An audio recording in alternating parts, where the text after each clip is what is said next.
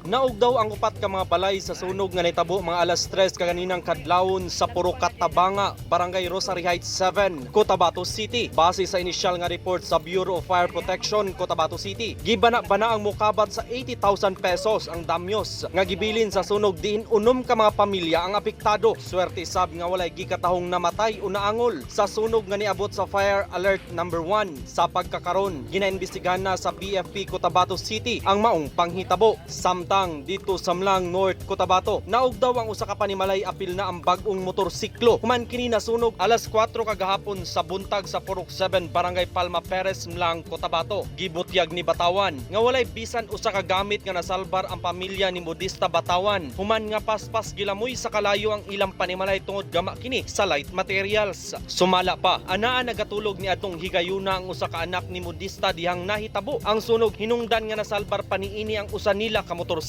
Nisugod matud pa ang sunog sa diyang nibalik ang kuryente o kalit lamang kining nibuto ang ilang plangka nga miresulta sa pagkasunog sa maong balay. Gawa sa panimalay og motorsiklo, gilamoy usab sa kalayo ang ilang tindahan ug kwarta.